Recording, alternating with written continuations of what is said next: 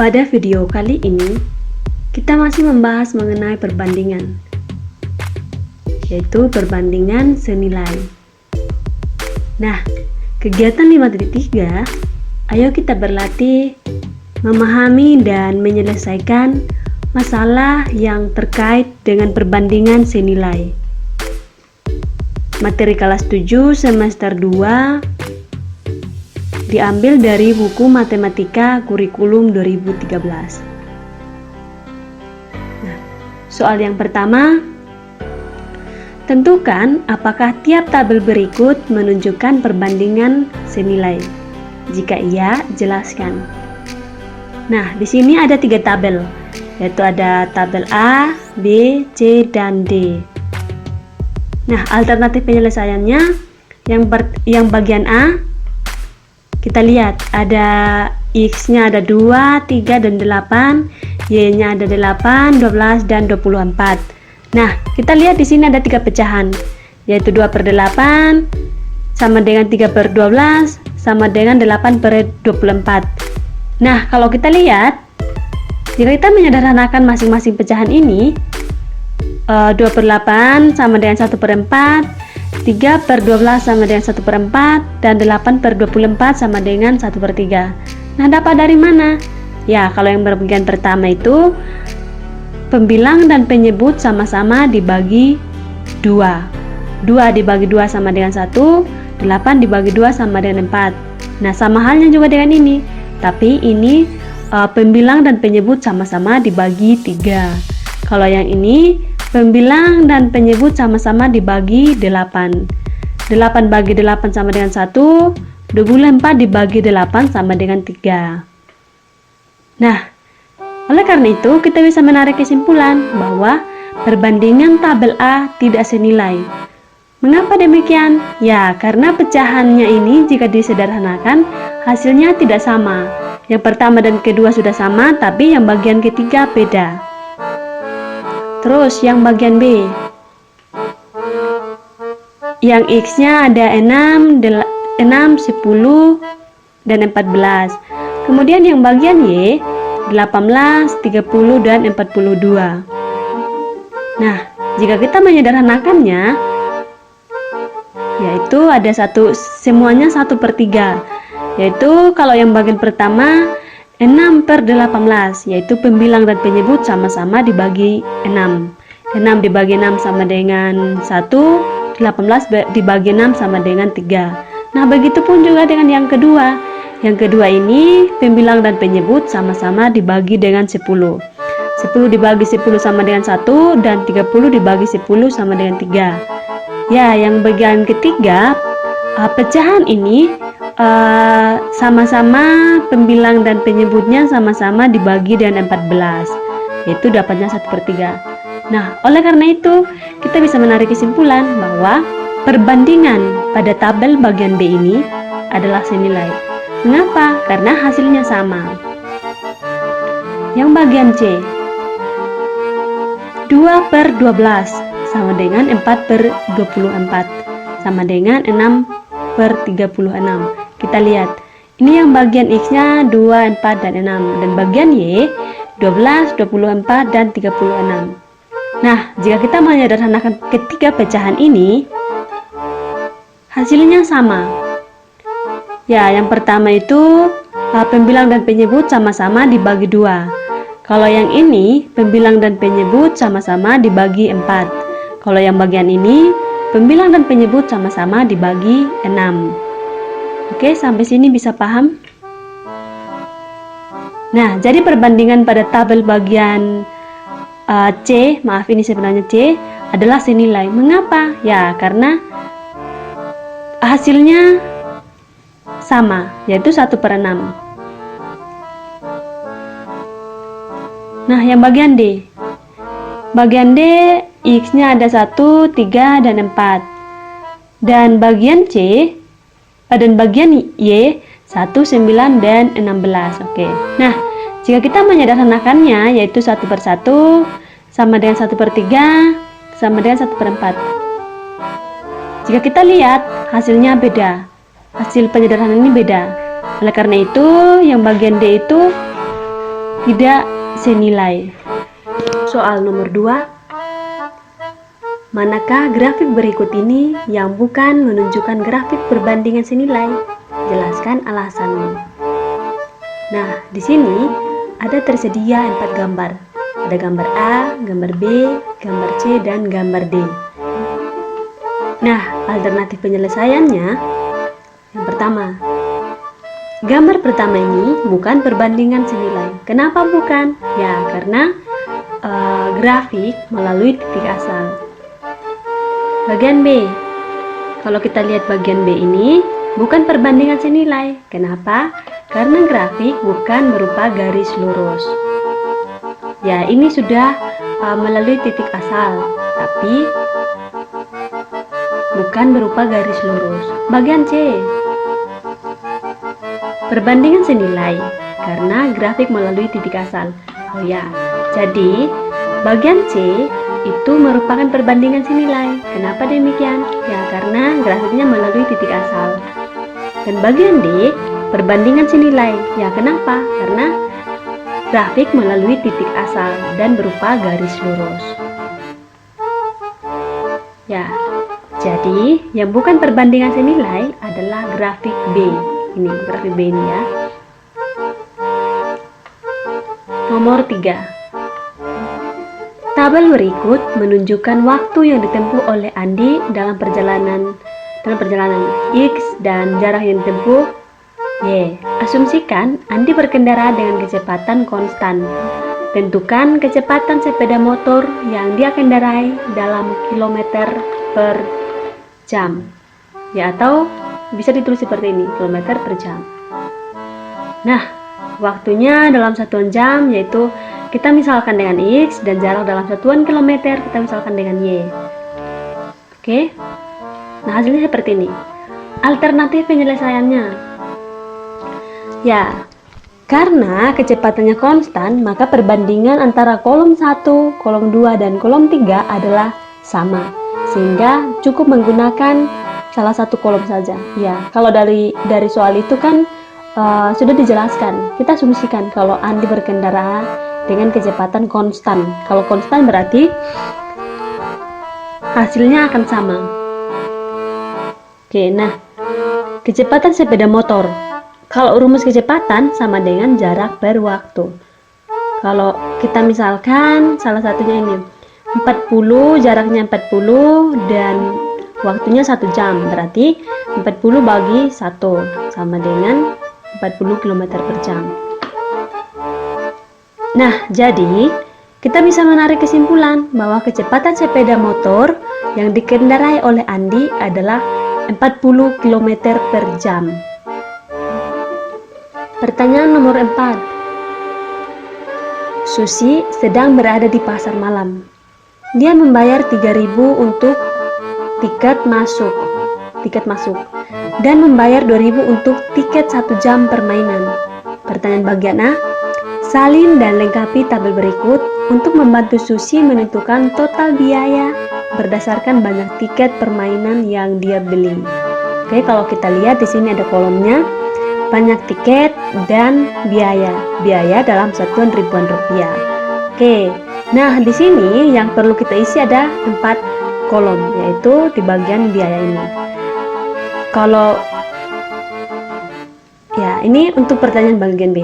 Buatlah titik-titik untuk pasangan terurut yang menyatakan hubungan banyak tiket dan total biaya yang dikeluarkan Susi, dan buat garis yang menghubungkan titik-titik tersebut. Dan bagian C, apakah perbandingan banyak tiket yang dibeli terhadap total biaya yang dikeluarkan Susi sama untuk setiap kolom? Apakah situasi ini proporsional? Jelaskan. Nah, alternatif penyelesaiannya yang bagian A, banyak tiket, yaitu ada 2, ada 4, ada 5, ada 6, dan 8. Biayanya itu, kalau banyak tiketnya ada 2, berarti biayanya 7.000. Kalau tiketnya ada 4, berarti biayanya 11.000. Dan kalau tiketnya 5, berarti biayanya 13.000. Kalau 6, biayanya 15.000. Kalau tiketnya ada 8, berarti biayanya 19.000. Bagian B, ya gambarnya seperti ini. Kalau kita mau gambarkan dalam diagram garis, ya itu banyak yang dikeluarkan, ini banyak tiket permainan. Nah, banyak tiket permainan kalau kita lihat 2 titiknya di 7.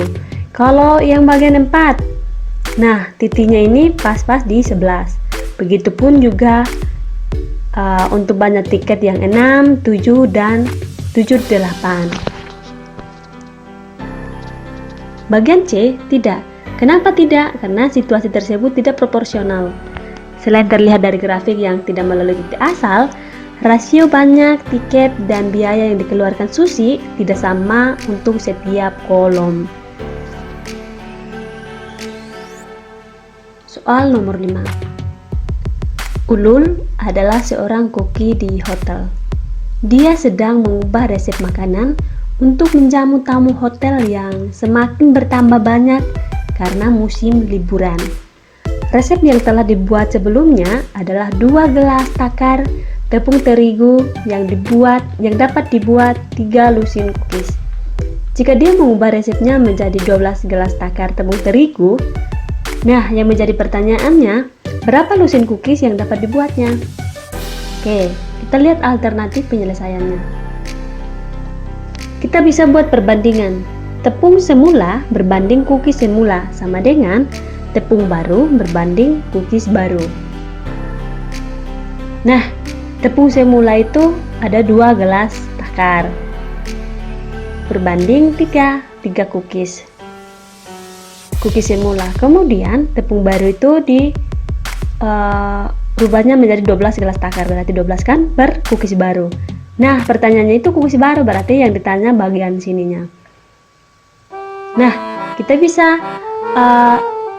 kali silang. 2 dikali cookies baru sama dengan 12 dikali 3.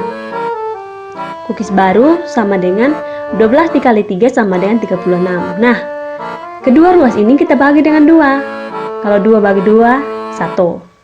2 bagi 2 sama dengan 1, berarti ini sisa cookies baru. Nah, ini 36 bagi 2 sama dengan 18. Nah, jadi banyak cookies yang dapat dibuat adalah 18 lusin. Soal nomor 6. Mahmud suka sekali jus buah, terutama jus jambu dan wortel. Untuk membuat segelas jus jambu wortel, dia mencampur 2 ons jambu dan 5 ons wortel. Mahmud ingin membuat jus dengan perbandingan berat jambu dan wortel yang sama untuk teman-temannya di hari Minggu. Pertanyaan bagian A. Lengkapi tabel berikut untuk membantu Mahmud membuat jus untuk teman-temannya. Ini ya. Tabelnya seperti ini. Ada jambu dalam 1 ons dan wortel dalam 1 ons. Nah, kelihatannya yang kosongnya yang bagian sini. Yang perlu diisi adalah titik-titik ini. Nah, pertanyaan bagian B, buatlah titik-titik untuk pasangan terurut yang menyatakan hubungan berat jambu dan wortel untuk membuat jus buah dan buat garis yang menghubungkan titik-titik tersebut.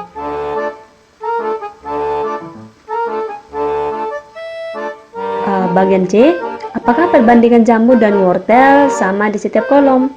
Apakah situasi ini proporsional? Jelaskan. Oke, kita masuk ke alternatif penyelesaiannya.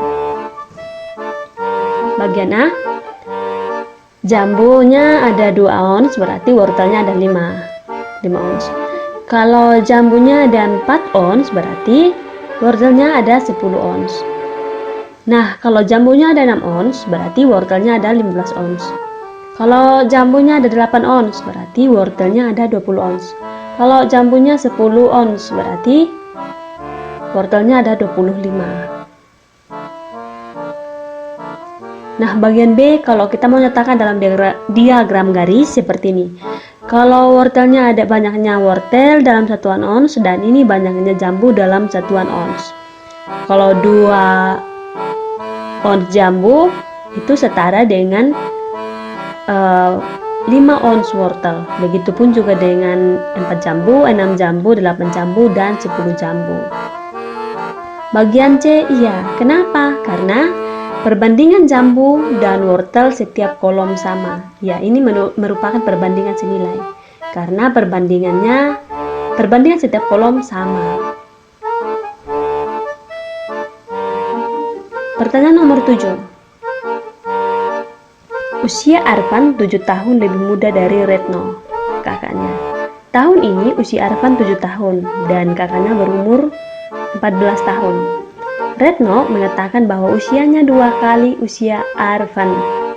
Retno bertanya-tanya, akankah usiaku akan menjadi 2 kali usia Arfan lagi? Kapan ya? Bagian A. Buatlah tabel usia mereka sampai 5 tahun berikutnya. Bagian B. Untuk setiap tahun, hitunglah perbandingan usia Retno terhadap usia Arfan. Apa yang dapat kalian ketahui dari perbandingan itu? Dan bagian C, kapan usia Retno 2 kali usia Arfan lagi? Jelaskan jawaban kalian. Dan bagian D, apakah ada di suatu tahun di mana usia Retno 1,5 kali usia Arfan? Kalau ada, kapan? Kalau tidak ada, jelaskan mengapa. Dan bagian E, akankah perbandingan usia mereka menjadi 1? Nah, jelaskan jawaban kalian. Itu pertanyaannya. Nah, alternatif penyelesaiannya bagian A. Kalau kita lihat, usia Arfan dalam satuan tahun dan usia Retno juga dalam satuan tahun. Kalau usia Arfannya 7, usia Retno ada 14. Nah, kalau usia Arfannya menjadi 8, usia Retno menjadi 15, dan begitu seterusnya. Nah, bagian B, perbandingan usia Arfan dan usia Retno setiap tahun berbeda-beda. Bagian C, usia Retno 2 kali usia Arfan, hanya 1 kali, yakni usia Retno 14 dan usia Arfan 7 tahun. Hal ini bisa dilihat bahwa perbandingan usia mereka berbeda di setiap tahunnya. Nah, untuk pertanyaan bagian D ada, yaitu usia Retno 1,5 kali usia Arfan saat Arfan berusia 14 tahun dan Retno berusia 21 tahun. Bagian E tidak. Kenapa? Ya, tidak akan pernah perbandingan usia mereka menjadi 1.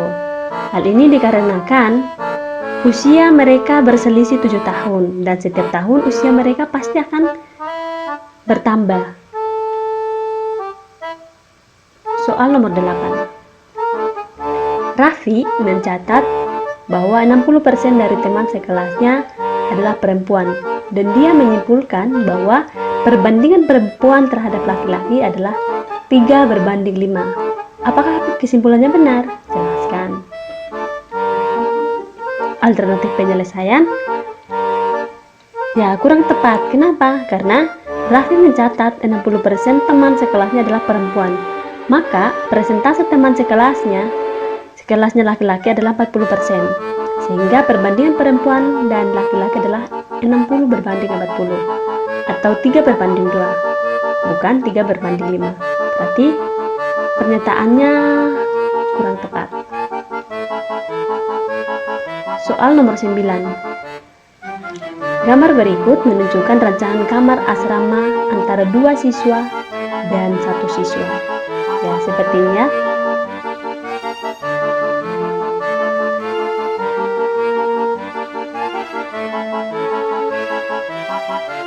Nah, A. Jika kedua kamar tersebut sebangun, apakah panjang kamar untuk dihuni 1 siswa? Bagian B. Berapakah perbandingan luas lantai kedua kamar, yaitu termasuk di bawah tempat tidur atau meja. Dan bagian C. Tipe manakah yang memberikan ruang yang lebih luas untuk seorang siswa? Ya, jelaskan. Alternatif penyelesaiannya, untuk bagian A, X sama dengan panjang kamar 1 siswa. Berarti perbandingannya X/3 sama dengan 5/4. Nah, kita bisa melakukan perkalian silang. 4 kali X dan 3 kali 5 sama dengan 15. Oke, oleh karena itu X sama dengan 15/4 dan X sama dengan 3,75 meter. Jadi, panjang kamar untuk dihuni 1 siswa adalah 3,75 meter. Bagian D. Luas kamar satu siswa sama dengan panjang dikali lebar. Ya, kita sudah ketahui kan kalau panjangnya sama dengan panjang kamar untuk dihuni satu siswa adalah 3,75 meter. Berarti 3,75 dikali 3 sama dengan 11,25 meter persegi. Luas kamar dua siswa sama dengan panjang dikali lebar. Panjangnya 5 dan lebarnya 4. 5 dikali 4 sama dengan 20 meter persegi. Nah, perbandingannya yaitu luas kamar dua siswa berbanding luas kamar satu siswa sama dengan 20 berbanding 11,25. Nah, kita bisa menyederhanakannya yaitu 16 berbanding 9. Jadi, perbandingan luas lantai kedua kamar tersebut adalah 16 berbanding 9. Yang bagian C, luas kamar 1 sama dengan 11,25.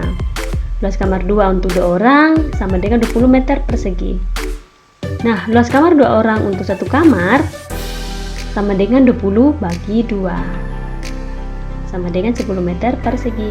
Nah, jadi tipe yang memberikan ruang yang lebih luas untuk seorang siswa adalah tipe kamar dihuni untuk satu siswa. Nomor 10. Sebuah mobil memerlukan 1 liter bensin untuk menempuh jarak 12 km. Hubungan antara banyak bensin yang dibutuhkan dengan jarak yang ditempuh digambarkan seperti pada grafik berikut. Perhatikan grafik ini. Ya, kalau 2,5 kalau 2 berarti dapatnya di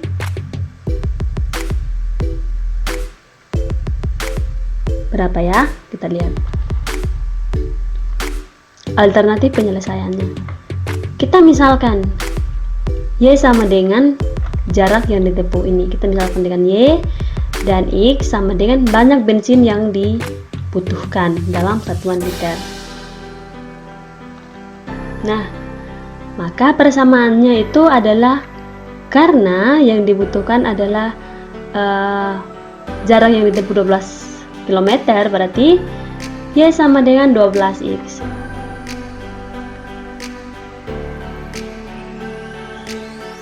Nah, di sini 72 sama dengan 12X. X sama dengan 72 per 12 sama dengan 6. Jadi, jarak yang ditempuh mobil selama pembakaran 6,5 liter bensin adalah 78 km. Nah, Y sama dengan 12X. Oleh karena itu, X-nya 6,5 liter, berarti Y sama dengan 12 kali 6,5. Dan Y sama dengan 78 km. Nah, materinya sekian. Terima kasih.